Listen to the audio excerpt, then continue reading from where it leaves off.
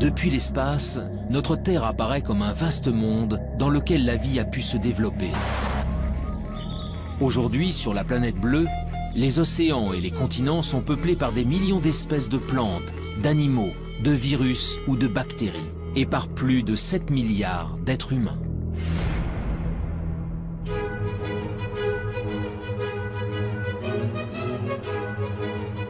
Mais dans l'immensité de l'univers, notre Terre n'est rien d'autre qu'un minuscule confetti. Loin, très loin de nous, se trouvent des milliards de galaxies, d'étoiles et de planètes. Alors, est-il possible que parmi ces mondes inconnus, situés à des années-lumière du nôtre, d'autres êtres vivants aient pu prospérer? La vie sur Terre serait-elle une exception, le fruit d'un hasard unique et singulier?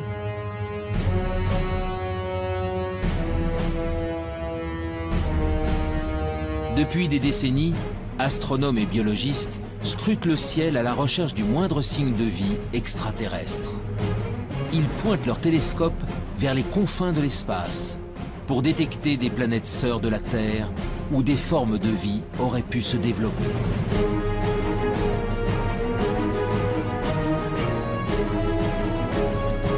Dans le monde entier, des hommes et des femmes tentent de résoudre enfin l'une des plus grandes énigmes de l'humanité.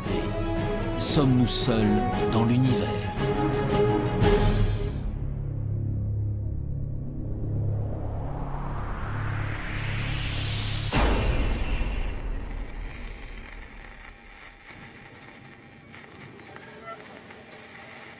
L'existence de la vie ailleurs que sur la Terre alimente depuis longtemps les mythes et les légendes. OVNI, extraterrestres, martiens. Les auteurs de science-fiction ou les témoins d'événements anormaux véhiculent cette idée qu'un jour, une rencontre avec des êtres venus d'une autre planète est possible.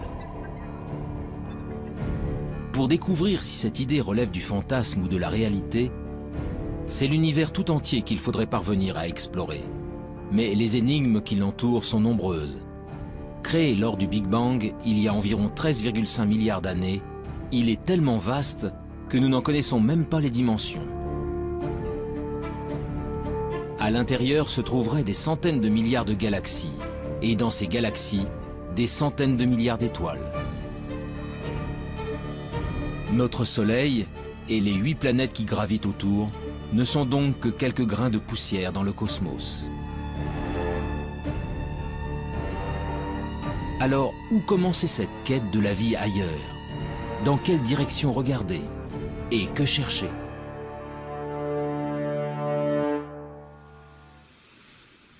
Il y a 50 ans, un ambitieux programme de recherche a tenté le premier de répondre à ces questions.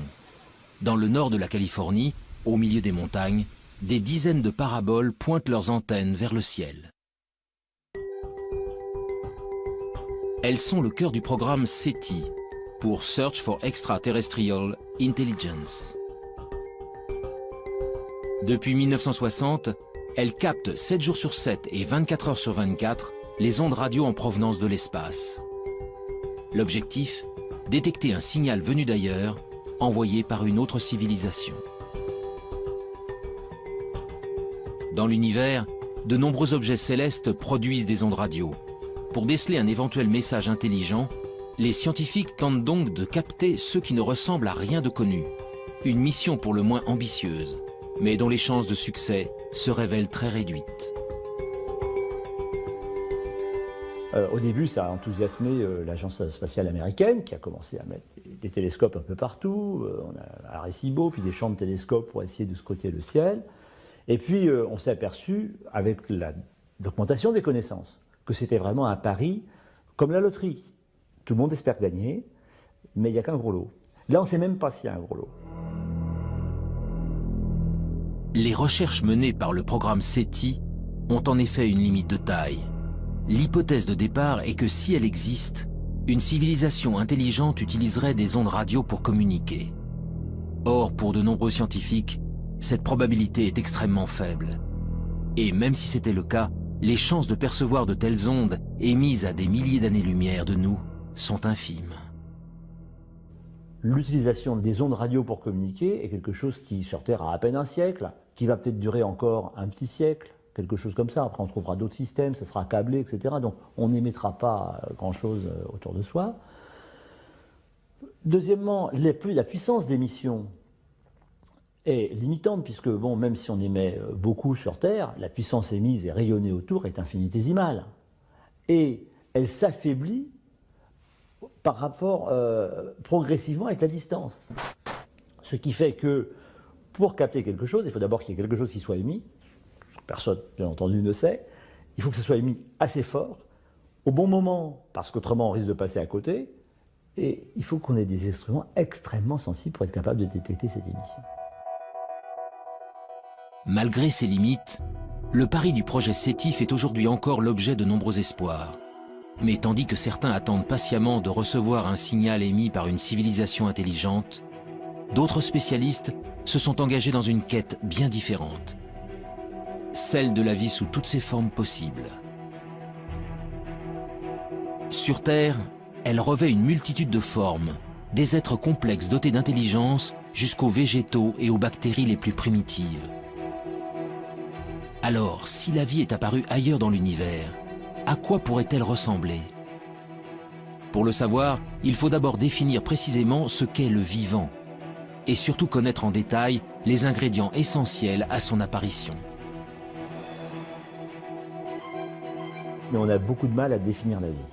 Et généralement, on ne sait pas définir de façon extrêmement stricte la vie. Je prends un exemple simple. Un grain de sable, c'est pas vivant, ça tout le monde est à peu près d'accord pour le dire, comme un gros caillou. Bon. Nous, on est vivants, on est tous à peu près d'accord pour le dire. Un virus, on ne sait pas trop si c'est vivant ou pas. On ne sait pas où mettre la définition. Donc on a un problème de limite. Le principe de base de tout être vivant est sa capacité à se diviser, à croître et à transmettre de l'information à sa descendance pour évoluer.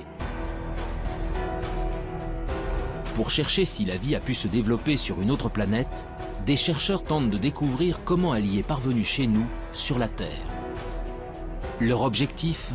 Remonter aux premiers temps de l'histoire de notre planète pour connaître les formes de vie les plus simples qui peuvent exister. Des formes de vie qui pourraient être à l'origine de toutes les autres.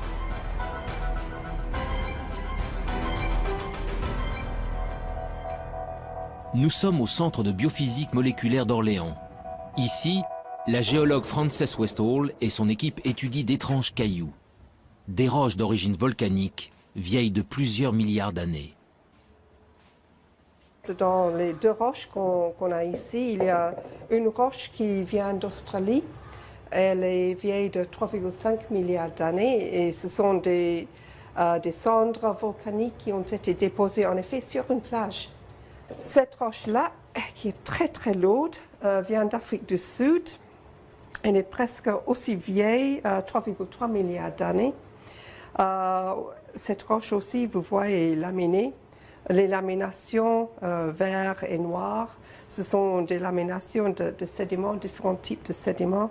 Le vert, ce sont les sédiments volcaniques, les grains volcaniques, les sables volcaniques. Et le noir, ce sont des concentrations de carbone, souvent liées à des tapis microbiens qui se sont formés à la surface des sédiments. Donc là, on ne voit absolument rien, mais je sais que ces roches sont bourrées de traces de vie. Des traces de vie. En d'autres termes, des micro-organismes primitifs et ancestraux. Voilà donc ce que contiendraient ces roches venues d'un autre âge. Sous l'œil d'un puissant microscope électronique, le tapis de microbes fossilisés se révèle dans ses moindres détails.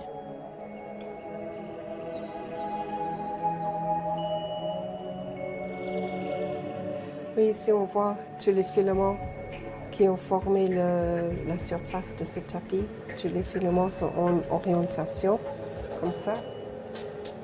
Comme si elles ont été entraînées dans un flux d'eau.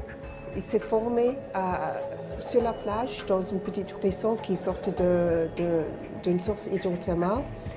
Et en effet, c'est l'écoulement de ces fluides riches en silice de la source hydrothermale qui a tué le tapis et l'a fossilisé.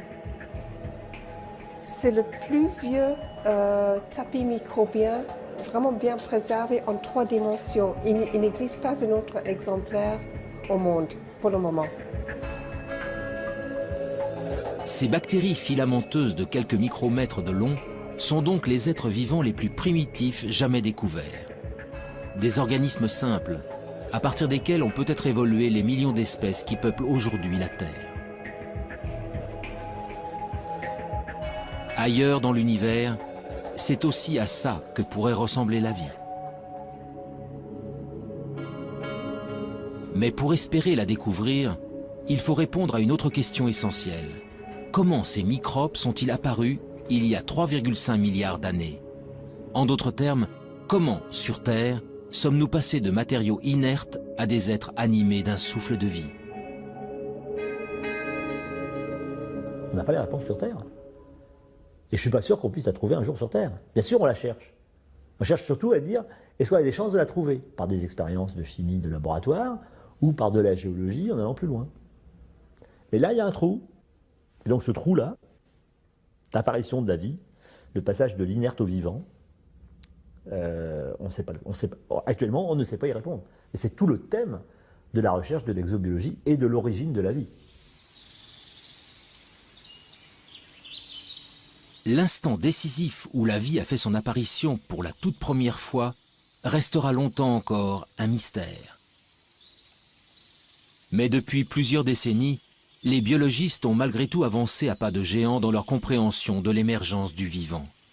Tout a commencé en 1953, avec une expérience inédite réalisée par Stanley Miller, un jeune chimiste de l'Université de Chicago. Stanley Miller a fait une expérience. Il a dit, je vais prendre des ingrédients, comme si c'était de l'atmosphère primitive, et puis je vais faire des décharges électriques dedans, et je vais voir ce qui se produit. Et c'est comme ça qu'il a fait une des premières démonstrations, et la première démonstration historique, qu'à partir d'éléments simples, le gaz carbonique, CO2, l'eau, H2O, l'ammoniac, NH3, ou l'azote, N2, donc des éléments simples, communs, etc., avec des éclairs électriques, en refroidissant, on était capable de produire des molécules comme celles qui fabriquent la vie telle que nous la connaissons, des acides aminés.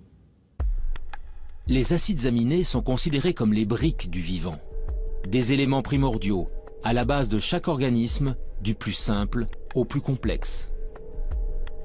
Sur Terre, ils sont au nombre de 20. En s'assemblant les uns aux autres, ils forment les protéines, de longues molécules qui composent les cellules et assurent toutes les fonctions de l'organisme. Pour la première fois, Stanley Miller démontre que ces molécules peuvent se former spontanément à partir d'éléments simples. Du carbone, de l'hydrogène, de l'oxygène, de l'azote, du phosphore, du soufre. Des atomes présents partout à la surface de la Terre et qui réagissent entre eux lorsqu'ils sont soumis à un intense apport d'énergie. Il y a plus de 4 milliards d'années, les prémices de la vie sur notre planète seraient donc sans doute apparues ainsi. Mais alors ce même phénomène a-t-il pu se produire ailleurs dans l'univers? D'autres astres ont-ils un jour été le siège de telles réactions chimiques? Le 28 septembre 1969, une météorite s'écrase dans le sud de l'Australie. Baptisé météorite de Murchison, du nom du village voisin, ce caillou tombé du ciel va révolutionner notre conception des origines de la vie. Dans la météorite de Murchison, on a trouvé 70 acides aminés différents. Donc on ne sait pas, ils ne sont pas terrestres. Ils ont été produits chimiquement quelque part.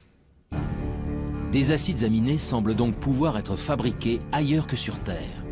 Pour découvrir où dans l'univers de telles réactions chimiques auraient pu se produire, direction la région parisienne, au sein du prestigieux Institut d'astrophysique spatiale.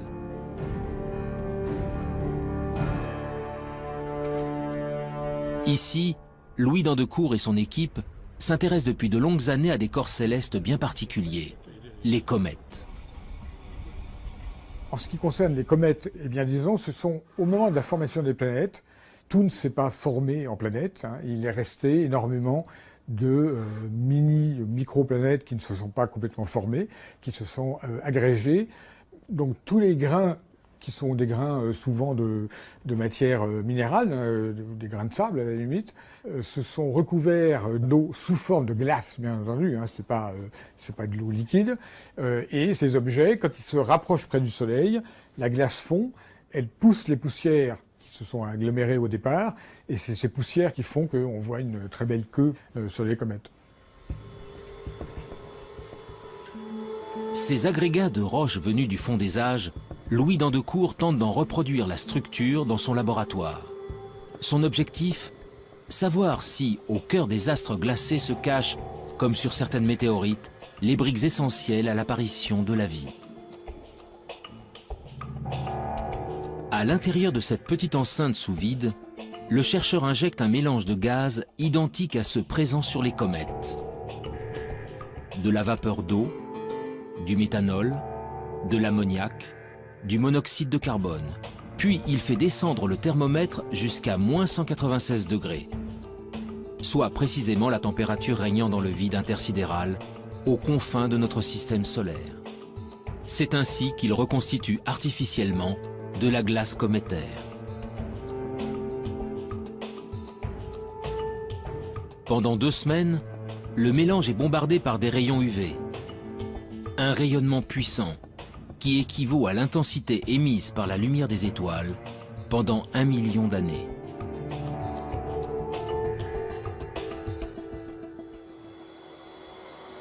En fait, on est dans la même configuration qu'il y a 2 semaines. On a arrêté la lampe qui produit les photons et on est prêt maintenant à sortir l'échantillon qui se trouve toujours dans le cryostat. Sous l'effet de cet apport d'énergie, les glaces subissent d'intenses transformations chimiques.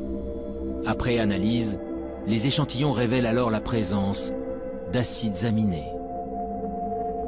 On a en fait une sorte d'extension de l'expérience de Miller à des systèmes solaires entiers, si vous voulez, d'une certaine manière. Eh bien, c'est quand même un très gros encouragement parce qu'on pourrait généraliser l'expérience de Miller à d'autres systèmes stellaires qu'on observe, en fait.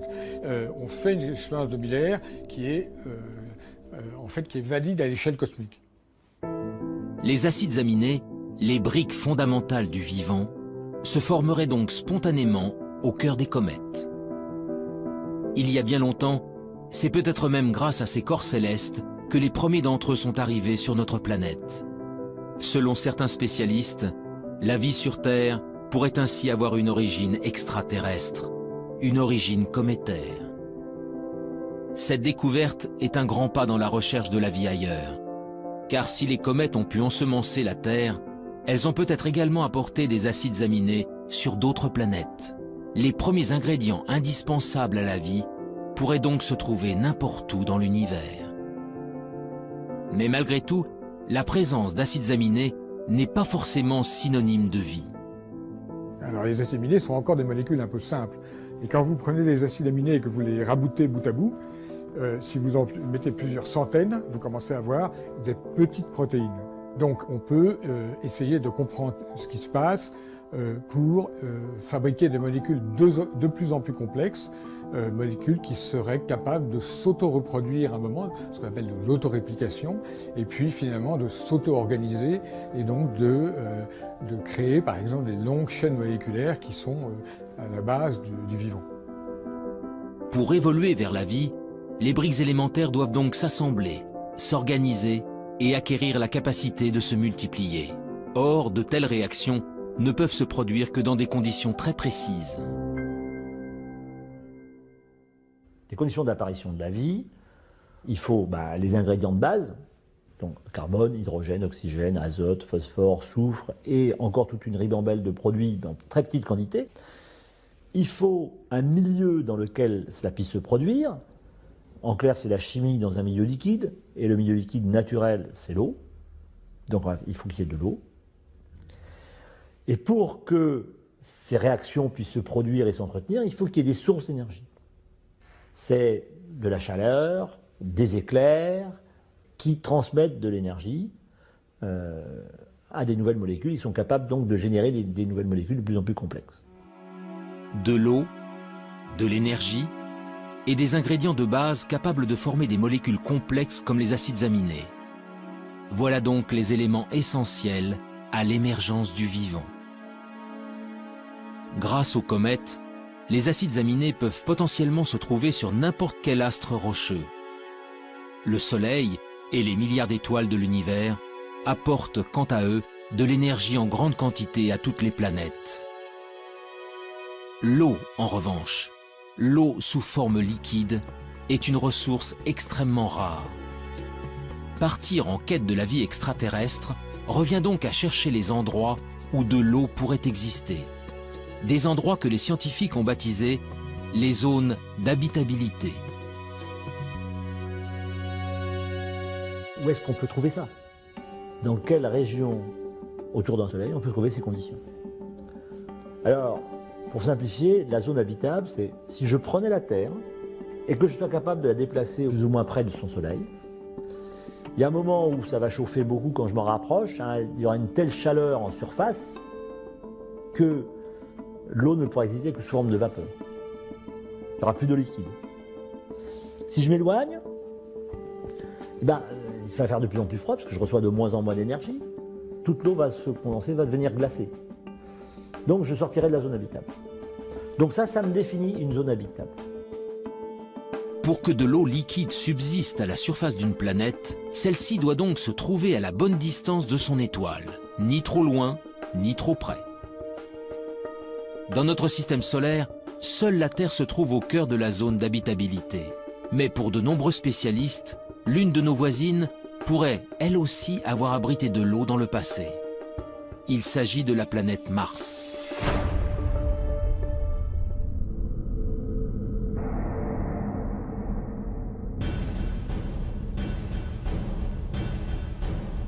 Aujourd'hui, Mars est un désert hostile et froid. À sa surface, une atmosphère toxique et un désert rouge battu par des vents violents. Mais en se rapprochant, les traces d'un passé bien différent se révèlent. Des fleuves asséchés, des canyons, des deltas. Autant d'indices démontrant qu'autrefois, l'eau coulait à flot sur la planète rouge. Mars est en réalité à l'extrême limite de la zone habitable de notre Soleil. Il y a plusieurs centaines de millions d'années, elle était ainsi recouverte d'un vaste océan. Alors, cette eau aurait-elle permis à une vie extraterrestre de s'y développer? Et si oui, des organismes vivants ou fossilisés subsistent-ils encore quelque part? Depuis quelques décennies, la planète Mars fait l'objet de toutes les attentions. Américains, Russes, Européens y ont déjà envoyé près de 50 missions pour en percer les mystères. La dernière en date s'appelle Curiosity.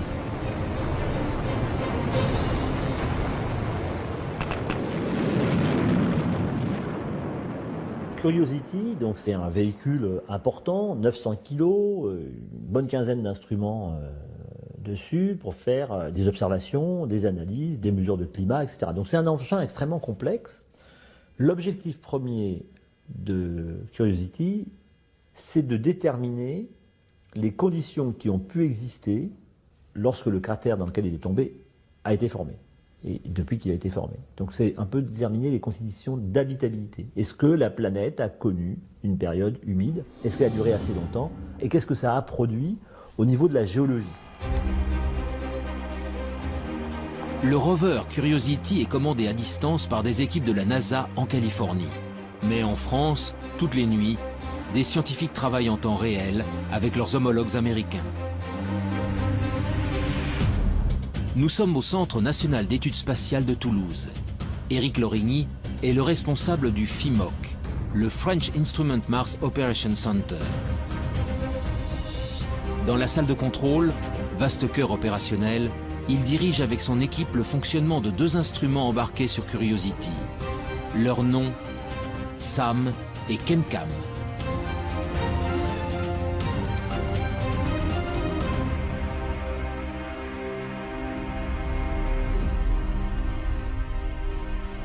L'instrument ChemCam est un instrument qui envoie un laser sur des roches Donc il envoie la puissance d'une centrale nucléaire sur 1 cm². Donc ça crée une explosion momentanée, mais très petite, sur la roche. Ça la met en fusion et la lumière émise par cette roche en fusion est analysée ensuite par des spectromètres qui permettent de savoir exactement la nature de la roche. L'instrument SAM, il analyse, donc il récupère des échantillons et il peut analyser soit de l'atmosphère, soit des échantillons solides et après déterminer là très finement la nature exacte de ce qu'il y a à l'intérieur de ces roches ou de cette atmosphère.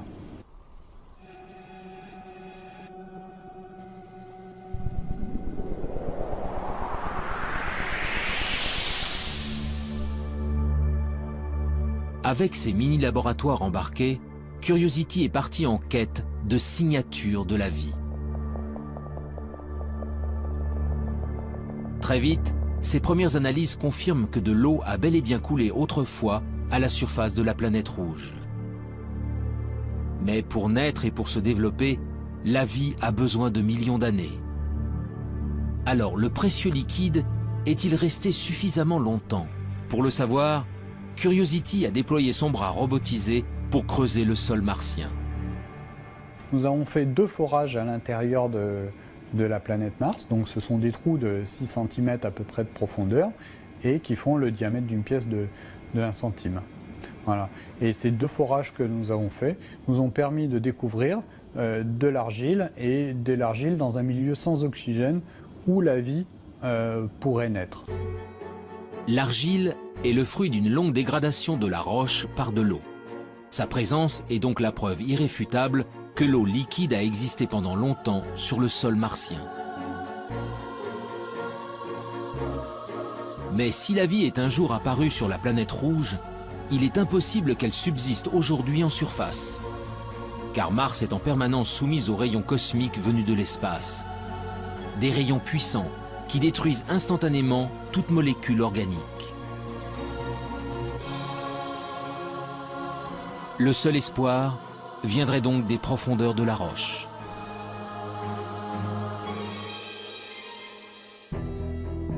Le 8 février 2013, à quelques centimètres sous la surface, Curiosity a mis en évidence la présence d'un monde plus hospitalier. Des roches gris-vert, non oxydées, bien à l'abri des rayonnements nocifs. Pour l'heure, le rover n'y a décelé aucune trace de vie, ni même d'acides aminés. Mais ces premiers indices ont encouragé les scientifiques à poursuivre leur quête.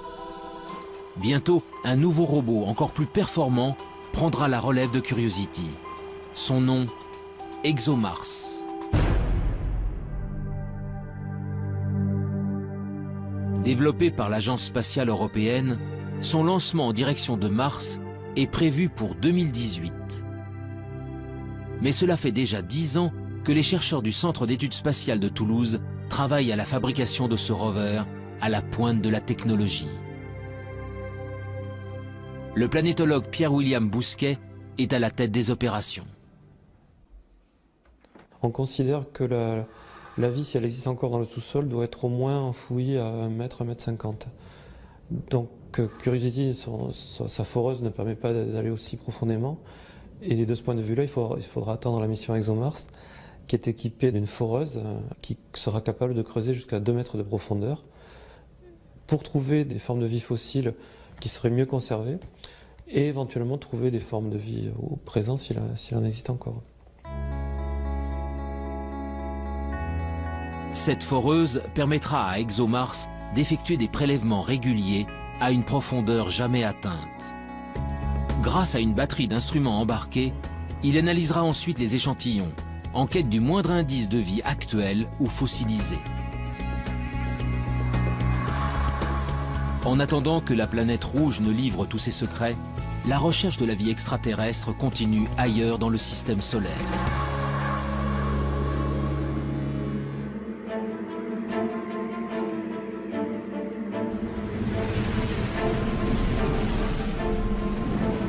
Au-delà de Mars, les planètes rocheuses cèdent la place aux géantes gazeuses. À plus de 800 millions de kilomètres de la Terre, Jupiter et Saturne sont les planètes les plus imposantes du système solaire. composés principalement d'hélium et d'hydrogène, leur surface n'est autre qu'un vaste océan de gaz. Autour d'elle gravitent de très nombreux satellites naturels, des astres rocheux qui attirent l'attention des exobiologistes depuis de longues années. Nous sommes au laboratoire de planétologie et géodynamique de Nantes. Ici, depuis plus de 10 ans, le planétologue Olivier Grasset et son équipe tentent de percer les secrets des satellites des géantes gazeuses. Pendant longtemps, c'est-à-dire avant les missions Voyager, on a toujours considéré que l'environnement externe, c'est-à-dire le monde au-delà de Jupiter, est un environnement très froid. Ce qui est vrai. Et très froid, c'est vraiment très froid. C'est-à-dire qu'à Jupiter, il fait à peu près moins 120 degrés Celsius. Et au niveau de Saturne, on est plutôt aux alentours de moins 150, presque jusqu'à moins 180. Enfin bon, ça commence à être vraiment très très froid. Et il est bien entendu que l'eau n'existe pas sous forme liquide. À la surface des lunes, au niveau des planètes, il n'y a pas d'eau liquide disponible comme on l'imagine sur Terre. Mais ce qui est vrai en surface n'est pas vrai en profondeur. Loin, bien loin du Soleil, les satellites des géantes gazeuses sont pour la plupart recouverts d'une épaisse couche de glace. Mais en 1979, la sonde Voyager 1 découvre Europe, la 6e lune de Jupiter. Les clichés révèlent alors une surface extrêmement lisse, la plus lisse de tout le système solaire, parcourue par de mystérieuses lignes sombres. 15 ans plus tard, la mission américaine Galileo livre des photos en haute résolution et vient approfondir ses observations. Une façon assez simple de l'expliquer, c'est quand on a des poches liquides en dessous. C'est beaucoup plus difficile à expliquer si on n'a que du solide en dessous. Il y a aussi des très grandes fractures, plusieurs milliers de kilomètres à la surface. Et ces fractures, en fait, on a pu voir qu'elles n'étaient pas faites de glace pure, mais qu'elles étaient faites avec un mélange de glace et de sel. Donc ça, c'est évidemment quelque chose qui très rapidement nous a fait penser, en dessous, il y a peut-être un océan liquide avec des sels, un océan salé. Parce que si à un moment je casse la croûte, l'océan salé remonte et puis ce qui va me rester, c'est cette signature de sel le long des lignes. En 1997, la mission Cassini s'envole à son tour pour explorer le système de Saturne. Et là encore, une lune au comportement exceptionnel va mettre en émoi la communauté scientifique. Son nom, Encelade. Jusqu'à la mission Cassini, Encelade est une lune parmi tant d'autres. Jusqu'au jour où Cassini survole la Lune et se rend compte qu'il y a un geyser, alors là un geyser géant, qui existe au niveau du pôle sud et qui évacue en permanence de l'eau liquide dans l'espace.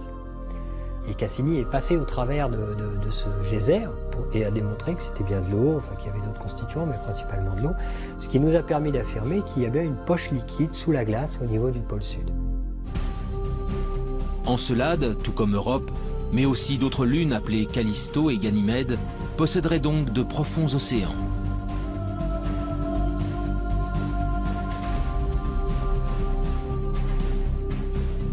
Mais cette eau est enfouie sous des kilomètres de glace dans l'obscurité la plus totale. Dès lors, peut-elle malgré tout héberger des êtres vivants? Sans aucun apport de lumière, la vie est-elle capable de subsister? En parallèle à l'exploration spatiale, on a poursuivi avec des moyens nouveaux l'exploration de la Terre, d'autres disciplines scientifiques. Et ils ont découvert qu'il y avait des organismes, des micro-organismes essentiellement, mais même des organismes supérieurs, qui vivaient dans des conditions tout à fait particulières. Et ils ont appelé ça des extrémophiles. Donc ça voulait dire que la vie aurait pu exister et se développer sur ces corps célestes dans des conditions beaucoup plus larges que les conditions physiques qu'on connaissait au départ sur la Terre. Pour les spécialistes, ces organismes ultra résistants seraient donc capables de survivre dans les océans enfouis des satellites glacés. Mais pour que de telles formes de vie apparaissent, un autre élément se révèle essentiel. Cette eau liquide doit être en contact avec des roches, de la matière minérale, susceptible d'apporter les molécules de base à la chimie du vivant. Une nouvelle question s'est alors posée aux scientifiques. Ces océans profonds reposent-ils bel et bien sur un fond rocheux? Après de nombreux calculs, la réponse est apparue. Pour Ganymède et Callisto, cela est impossible. En fait, ces lunes sont vraiment très grosses. Et l'hydrosphère, c'est-à-dire la glace plus l'eau liquide, c'est jusqu'à 700 km d'épaisseur avant de trouver les roches. Et donc en fait, les océans dont on parle, qui sont sous la glace, ne sont pas sous toute la glace, ils sont juste sous la glace de surface. Mais ils ne sont pas non plus en contact avec les roches. Ils sont perchés, ils sont en sandwich en fait, entre de la glace au-dessus et de la glace en dessous. Europe et Encelade, en revanche, sont des astres beaucoup plus petits. Leurs caractéristiques se révèlent ainsi beaucoup plus intéressantes. Quand je m'enfonce, je vais traverser de l'eau sur 100 km à peu près. Puis je vais trouver des roches sur, on ne sait pas exactement, mais 800 km, 900 km. Alors ces 100 km d'eau sont en fait à séparer en deux entités. Il y a la croûte de glace, parce qu'il fait extrêmement froid en surface, donc forcément il y a de la glace. Et puis, quelques kilomètres en dessous, ou quelques dizaines de kilomètres en dessous, on va trouver de l'eau liquide. Cette eau liquide, elle, va être en contact avec les roches. Sur Europe et Encelade, tous les ingrédients semblent réunis pour que la vie puisse se développer. Alors, allons-nous un jour découvrir des êtres vivants dans les entrailles de ces lunes gelées? Des micro-organismes identiques à ceux présents sur Terre, au fin fond des océans?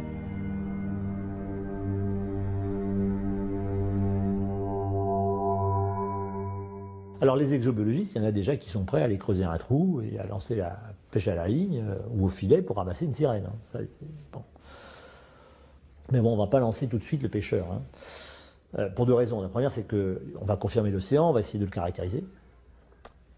Et puis, le trou, il faut quand même percer profond parce qu'on ne sait pas s'il y a entre 5, 10, 18, 20, 100 km d'épaisseur de glace. Sur Terre, l'épaisseur de glace la plus grosse qu'on connaisse, c'est 3 km au pôle sud. Bon, donc 100 km de glace, même 10 km de glace, ça fait beaucoup à trouver quand même. Puis dessous, il y a un petit océan qui fait 10, 20, 100, 1000 km de profondeur. Et c'est pas facile d'y aller.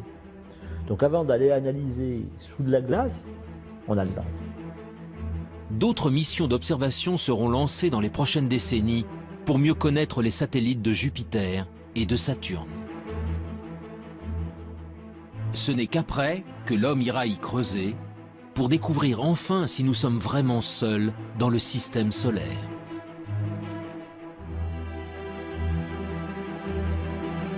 Mais la quête de la vie ailleurs ne s'arrête pas aux astres tournant autour du Soleil. Bien au-delà de Pluton, à des années-lumière de la Terre, il existe des milliards d'autres soleils, entourés de milliards de planètes. Parmi elles, il existe peut-être une sœur jumelle de la Terre, une planète rocheuse située exactement à la bonne distance de son étoile. Un monde habitable où des êtres vivants pourraient prospérer. Mais comment le savoir? Par quels moyens peut-on détecter des astres aussi lointains? Ce que l'on appelle des exoplanètes. Les exoplanètes, on ne va pas aller les visiter. Hein. Elles sont à peu près la plus proche des exoplanètes, elle est au moins à 4 ou 5 années-lumière. Donc avec les systèmes actuels, pour y aller, c'est entre 500 et 5000 ans. Bon.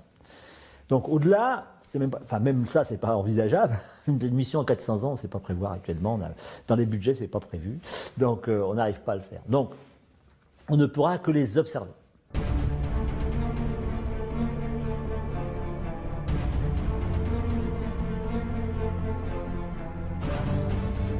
Depuis plus de 10 ans, les astronomes du monde entier pointent donc leurs télescopes vers les confins de la galaxie. La traque des exoplanètes est aujourd'hui l'un des domaines majeurs de l'exobiologie.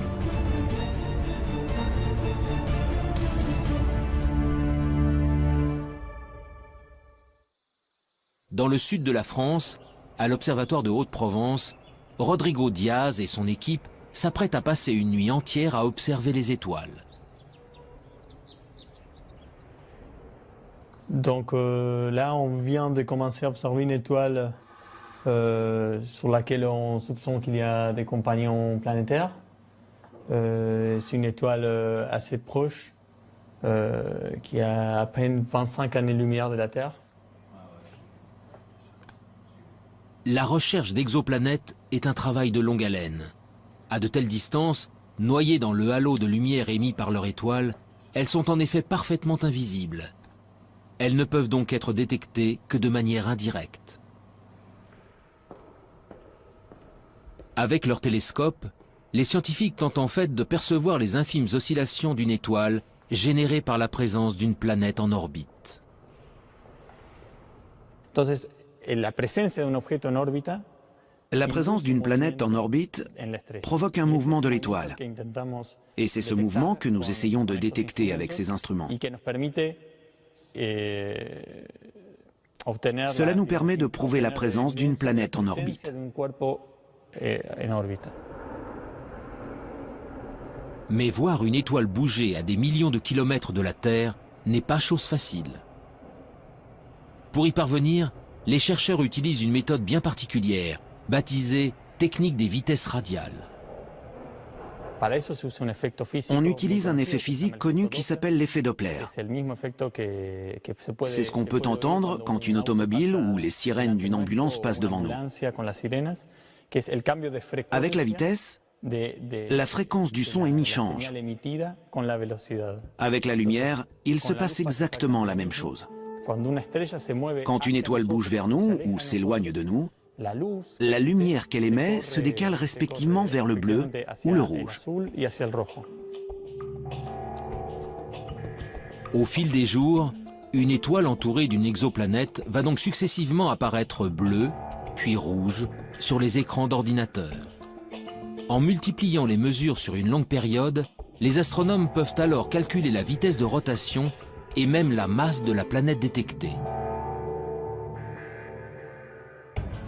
Mais toutes ces informations ne permettent pas de répondre à la question essentielle. L'exoplanète est-elle similaire à la Terre? En d'autres termes, s'agit-il d'une planète rocheuse dont l'orbite se trouve dans la zone d'habitabilité de son étoile?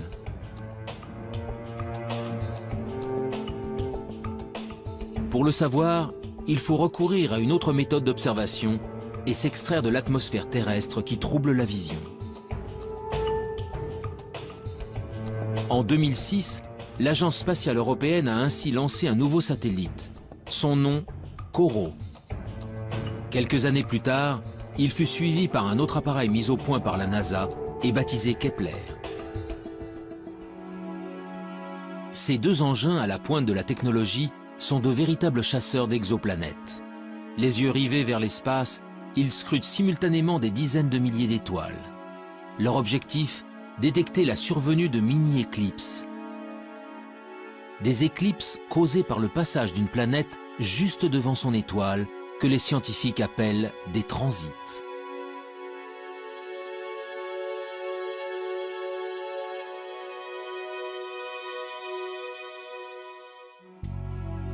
En combinant les données obtenues par les satellites à celles recueillies depuis le sol, les scientifiques peuvent alors mieux connaître la nature des planètes détectées.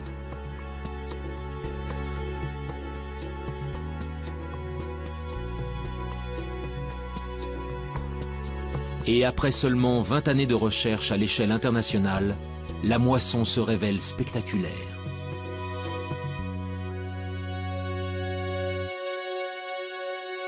Donc actuellement, on a détecté, alors ça change tous les jours, mais on est à 888 planètes extrasolaires.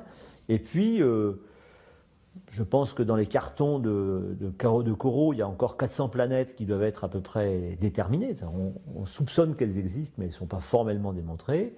Et pour Kepler, on doit être autour de 1500 planètes dont on attend de pouvoir confirmer, parce qu'il faut différentes méthodes pour confirmer.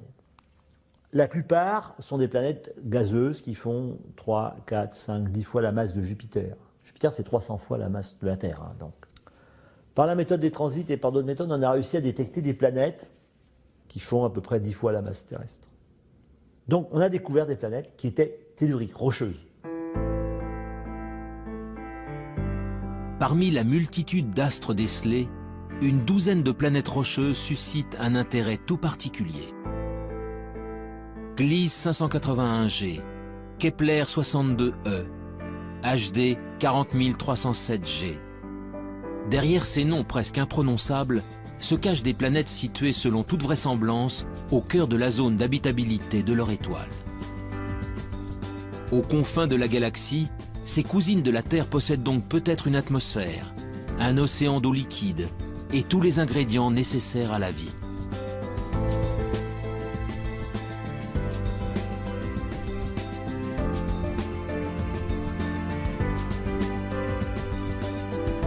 Mais dans sa quête d'autres mondes, l'homme se trouve sans cesse confronté à l'immensité de l'espace. En effet, comment savoir si l'une d'elles héberge effectivement des êtres vivants? Comment détecter une forme de vie à sa surface, à des dizaines d'années-lumière de distance? Ces questions trouveront peut-être un jour des réponses grâce à une nouvelle génération d'instruments.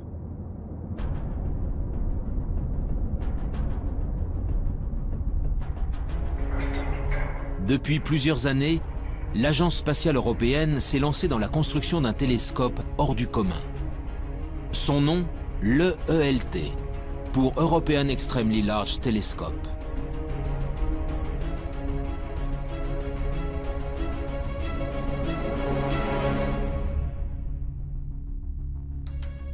Avec son miroir de 39 mètres de diamètre, il sera 10 fois plus sensible que les télescopes actuels.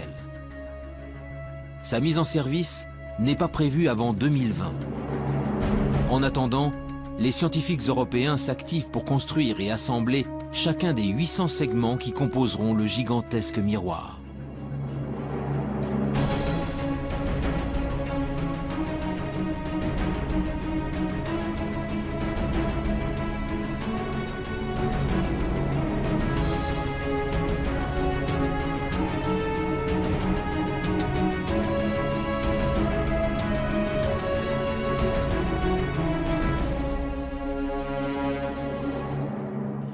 À Marseille, Jean-Gabriel Cuby est le responsable scientifique des opérations pour la partie française. Ce que l'on vise avec l'ELT, c'est réellement de faire une image directe de la planète et donc de la séparer de son étoile. Bien évidemment, l'étoile autour de laquelle la planète gravite est des millions ou des milliards de fois plus lumineuse que la planète. Et donc, la difficulté de la technique consiste à isoler le mieux possible la lumière qui vient de l'étoile de manière à pouvoir distinguer la planète. Donc c'est ce qu'on appelle l'imagerie directe. La quête ultime est d'arriver un jour à réaliser des images de planètes relativement semblables à la Terre, en tout cas de même taille, et on espère également pouvoir donc caractériser les atmosphères de ces planètes. Dans sa chasse aux planètes sœurs de la Terre, l'EELT sera appuyé par un autre projet tout aussi ambitieux, le James Webb Space Telescope, développé par la NASA. Lui ne scrutera pas le ciel depuis le sol, mais depuis les confins du système solaire, à 1,5 million de kilomètres de la Terre.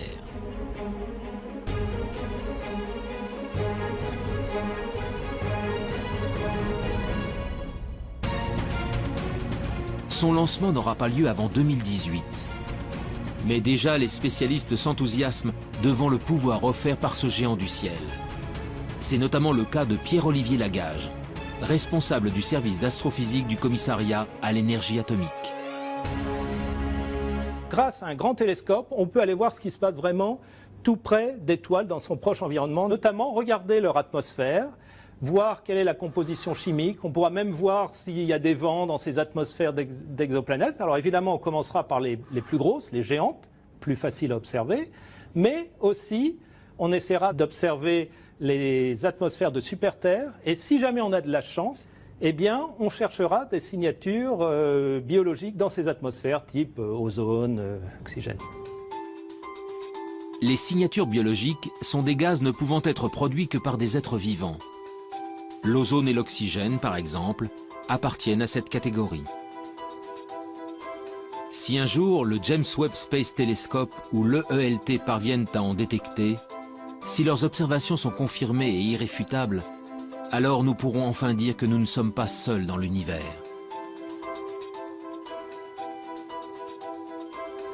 Mon intime conviction est que la vie, il n'y a pas de raison qu'elle n'existe pas ou qu'elle n'ait pas existé ailleurs. Les mêmes ingrédients existent partout, on trouve des acides aminés, des molécules dans les nuages interstellaires partout, etc. Donc il n'y a pas de raison, il y a des planètes dans tous les coins de la galaxie, il y a des milliards de galaxies, il n'y a pas de raison qu'elle n'existe pas quelque part.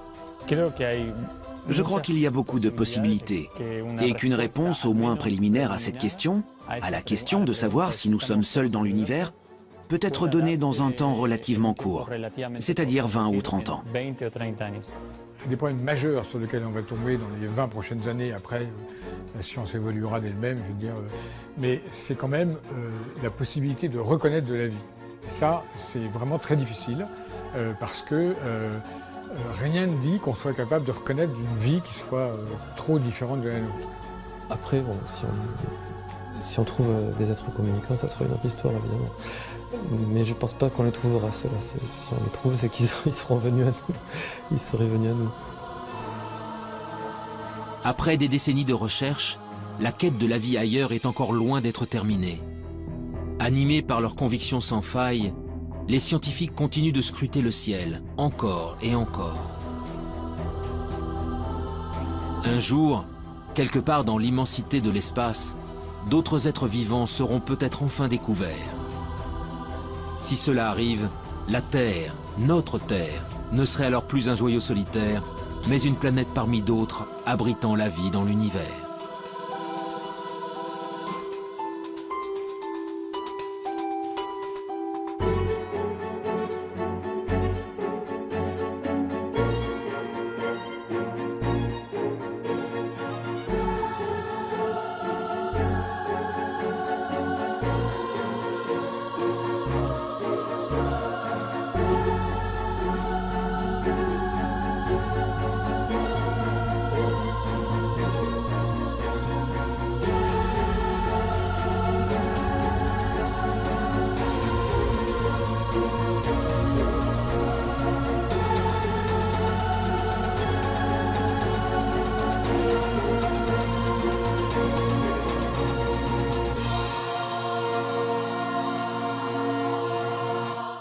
Et de l'argile dans un milieu sans oxygène où la vie pourrait naître.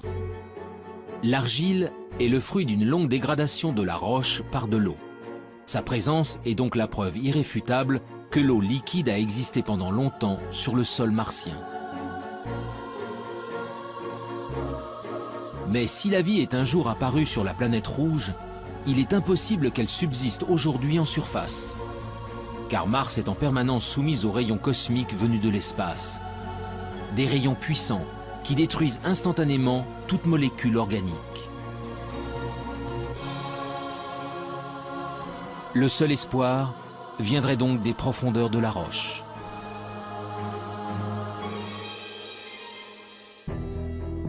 Le 8 février 2013, à quelques centimètres sous la surface, Curiosity a mis en évidence la présence d'un monde plus hospitalier.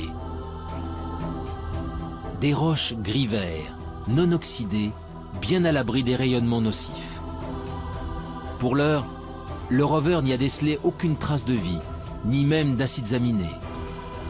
Mais ces premiers indices ont encouragé les scientifiques à poursuivre leur quête. Bientôt, un nouveau robot encore plus performant prendra la relève de Curiosity. Son nom, ExoMars.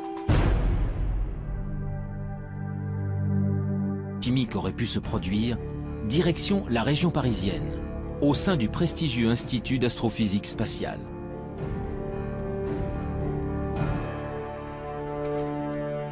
Ici, Louis Dandecourt et son équipe s'intéressent depuis de longues années à des corps célestes bien particuliers, les comètes.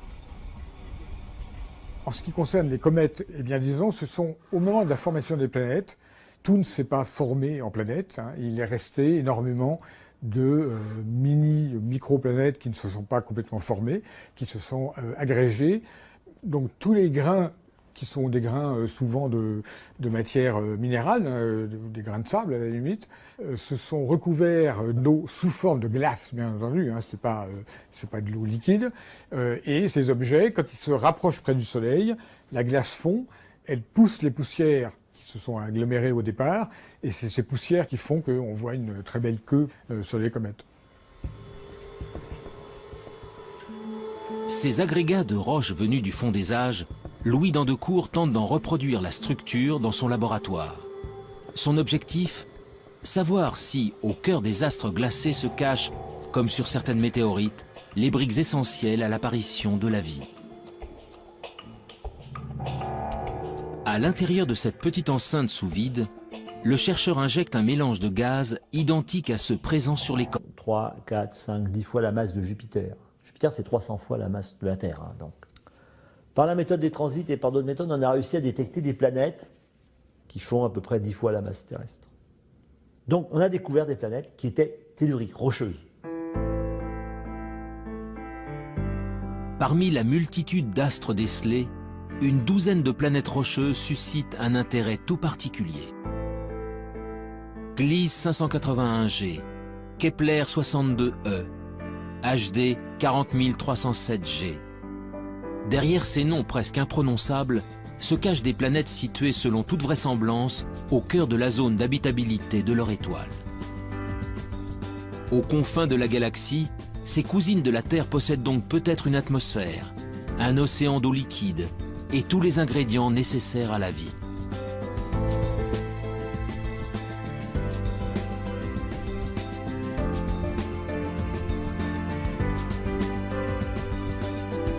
Mais dans sa quête d'autres mondes, l'homme se trouve sans cesse confronté à l'immensité de l'espace. En effet, comment savoir si l'une d'elles héberge effectivement des êtres vivants?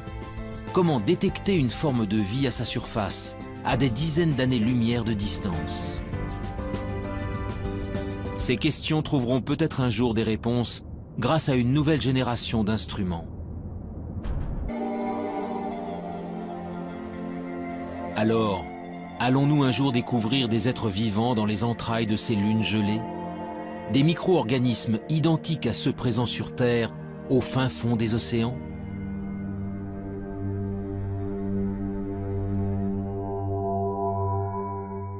Alors les exobiologistes, il y en a déjà qui sont prêts à aller creuser un trou et à lancer la pêche à la ligne ou au filet pour ramasser une sirène. Hein. Ça, bon. Mais bon, on ne va pas lancer tout de suite le pêcheur. Hein. Pour deux raisons. La première, c'est qu'on va confirmer l'océan, on va essayer de le caractériser.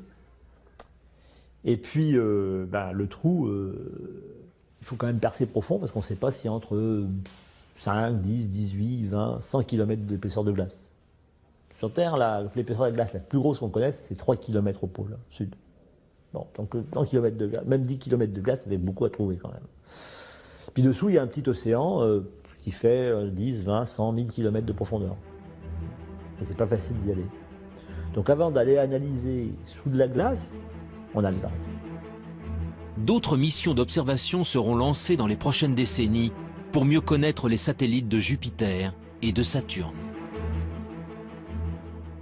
Ce n'est qu'après que l'homme ira y creuser pour découvrir enfin si nous sommes vraiment seuls dans le système solaire. Alors, est-il possible que parmi ces mondes inconnus, situés à des années-lumière du nôtre, d'autres êtres vivants aient pu prospérer?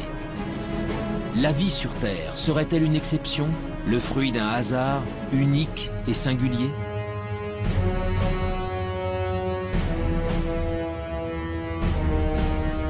Depuis des décennies, astronomes et biologistes scrutent le ciel à la recherche du moindre signe de vie extraterrestre. Ils pointent leurs télescopes vers les confins de l'espace pour détecter des planètes sœurs de la Terre où des formes de vie auraient pu se développer.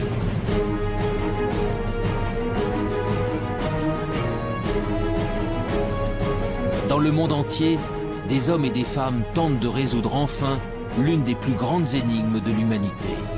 Sommes-nous seuls dans l'univers?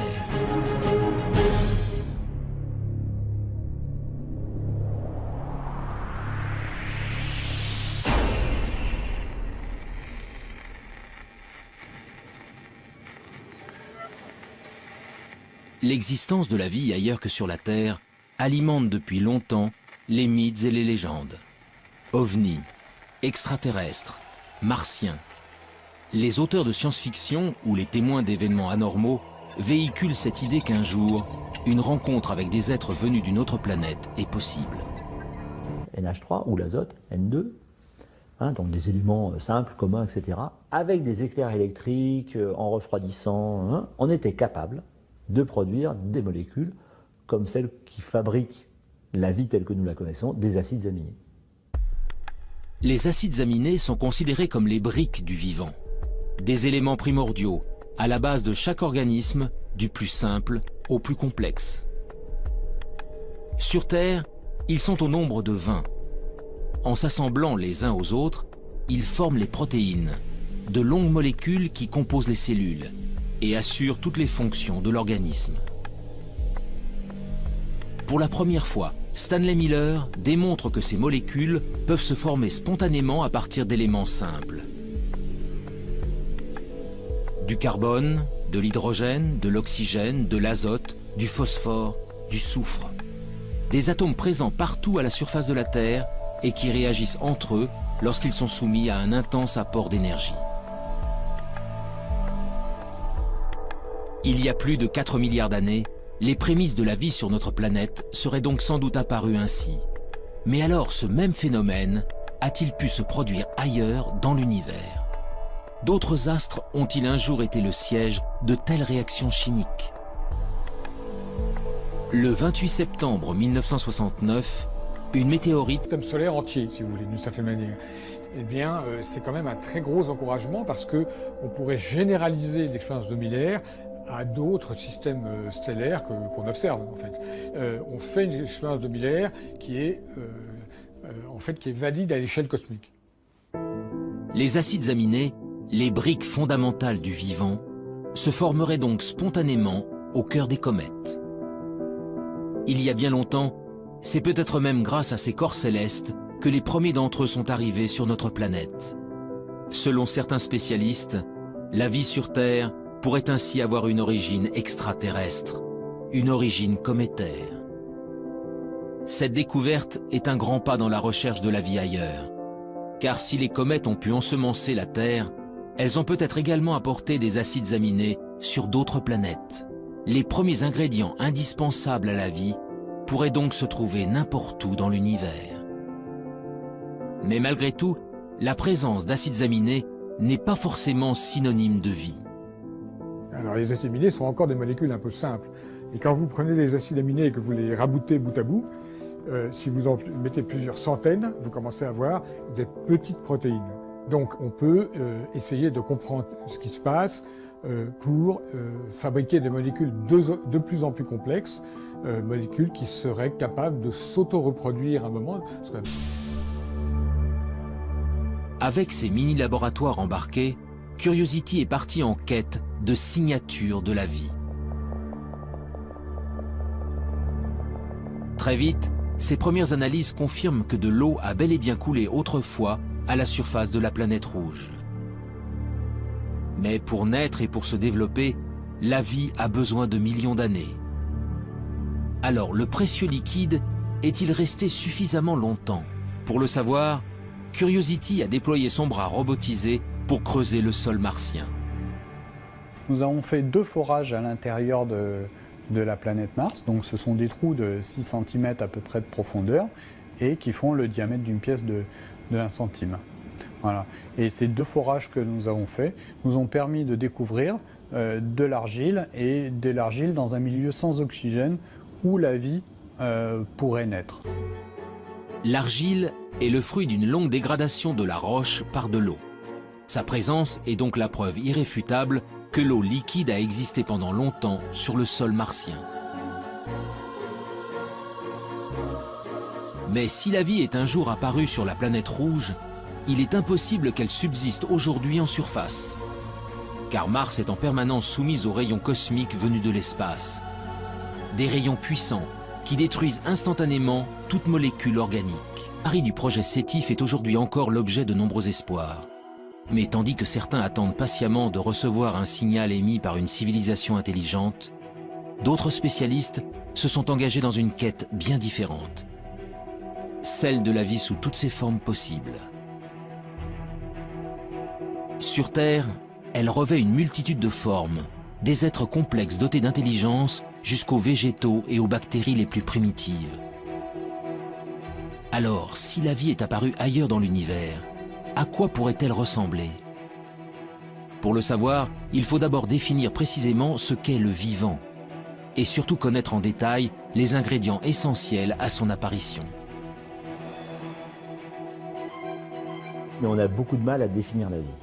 Et généralement, on ne sait pas définir de façon extrêmement stricte la vie. Je prends un exemple simple. Un grain de sable, c'est pas vivant, ça tout le monde est à peu près d'accord pour le dire, comme un gros caillou. Bon. Nous, on est vivants, on est tous à peu près d'accord pour le dire. Un virus, on ne sait pas trop si c'est vivant ou pas. On ne sait pas où mettre la définition. Donc on a un problème de limite.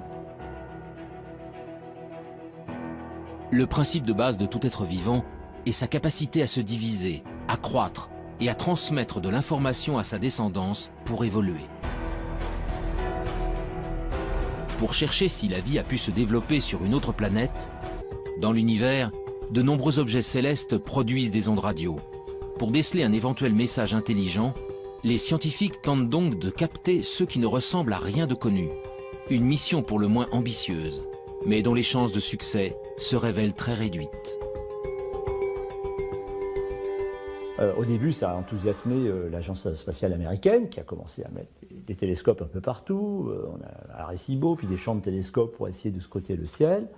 Et puis, on s'est aperçu, avec l'augmentation des connaissances, que c'était vraiment un pari comme la loterie. Tout le monde espère gagner, mais il n'y a qu'un gros lot. Là, on ne sait même pas s'il y a un gros lot. Les recherches menées par le programme SETI ont en effet une limite de taille. L'hypothèse de départ est que si elle existe, une civilisation intelligente utiliserait des ondes radio pour communiquer. Or, pour de nombreux scientifiques, cette probabilité est extrêmement faible. Et même si c'était le cas, les chances de percevoir de telles ondes émises à des milliers d'années-lumière de nous sont infimes. L'utilisation des ondes radio pour communiquer est quelque chose qui, sur Terre, a à peine un siècle, qui va peut-être durer encore un petit siècle, quelque chose comme ça. Après, on trouvera d'autres systèmes, ça sera câblé, etc. Donc, on n'émettra pas grand-chose autour de soi. Deuxièmement, la puissance d'émission est limitante, puisque, bon, même si on émet beaucoup... La vie sur Terre serait-elle une exception, le fruit d'un hasard unique et singulier?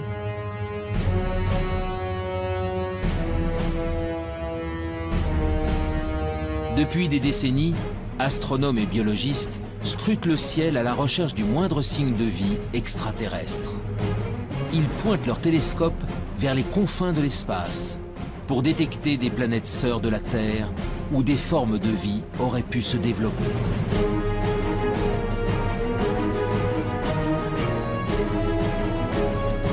Dans le monde entier, des hommes et des femmes tentent de résoudre enfin l'une des plus grandes énigmes de l'humanité. Sommes-nous seuls dans l'univers ?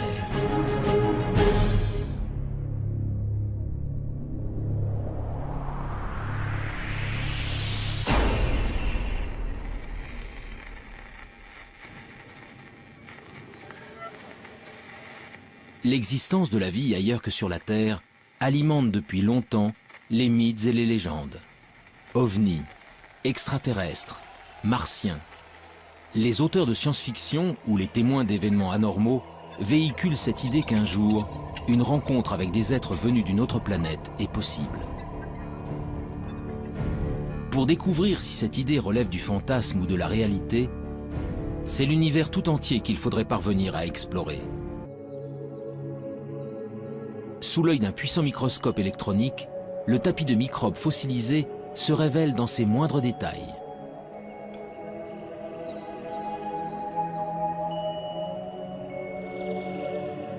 Oui, ici on voit tous les filaments qui ont formé la surface de ce tapis. Tous les filaments sont en orientation, comme ça. Comme si elles ont été entraînées dans un flux d'eau. Il s'est formé sur la plage, dans une petite ruisseau qui sortait d'une source hydrothermale. Et en effet, c'est l'écoulement de ces fluides riches en silice de la source hydrothermale qui a tué le tapis et l'a fossilisé. C'est le plus vieux tapis microbien, vraiment bien préservé en 3 dimensions. Il n'existe pas un autre exemplaire au monde pour le moment. Ces bactéries filamenteuses de quelques micromètres de long sont donc les êtres vivants les plus primitifs jamais découverts. Des organismes simples, à partir desquels ont peut-être évolué les millions d'espèces qui peuplent aujourd'hui la Terre. Ailleurs dans l'univers, c'est aussi à ça que pourrait ressembler la vie. Mais pour espérer la découvrir, puis le sol, les scientifiques peuvent alors mieux connaître la nature des planètes détectées.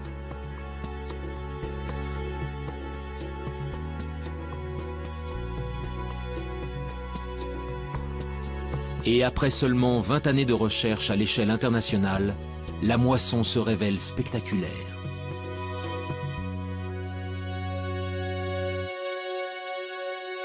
Donc actuellement, on a détecté, alors ça change tous les jours, mais on est à 888 planètes extrasolaires.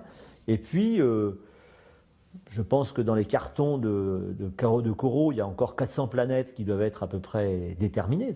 On soupçonne qu'elles existent, mais elles ne sont pas formellement démontrées. Et pour Kepler, on doit être autour de 1500 planètes dont on attend de pouvoir confirmer, parce qu'il faut différentes méthodes pour confirmer. La plupart sont des planètes gazeuses qui font 3, 4, 5, 10 fois la masse de Jupiter. Jupiter, c'est 300 fois la masse de la Terre. Hein, donc. Par la méthode des transits et par d'autres méthodes, on a réussi à détecter des planètes qui font à peu près 10 fois la masse terrestre. Donc on a découvert des planètes qui étaient telluriques, rocheuses. Parmi la multitude d'astres décelés, une douzaine de planètes rocheuses suscitent un intérêt tout particulier. Gliese 581G, Kepler 62e, HD 40 de l'Université de Chicago. Stanley Miller a fait une expérience et il a dit, je vais prendre des ingrédients, comme si c'était de l'atmosphère primitive, et puis je vais faire des décharges électriques dedans et je vais voir ce qui se produit. Et c'est comme ça qu'il a fait une des premières démonstrations, et la première démonstration historique, qu'à partir d'éléments simples, le gaz carbonique, CO2, l'eau, H2O, l'ammoniac, NH3, ou l'azote, N2, hein, donc des éléments simples, communs, etc., avec des éclairs électriques, en refroidissant, hein, on était capable de produire des molécules comme celles qui fabriquent la vie telle que nous la connaissons, des acides aminés. Les acides aminés sont considérés comme les briques du vivant, des éléments primordiaux, à la base de chaque organisme, du plus simple au plus complexe. Sur Terre, ils sont au nombre de 20. En s'assemblant les uns aux autres, ils forment les protéines, de longues molécules qui composent les cellules et assurent toutes les fonctions de l'organisme. Pour la première fois, Stanley Miller démontre que ces molécules peuvent se former spontanément à partir d'éléments simples. Du carbone, de l'hydrogène, de l'oxygène, de l'azote, du phosphore, du soufre. Des atomes présents partout à la surface de la Terre et qui réagissent entre eux lorsqu'ils sont soumis à un intense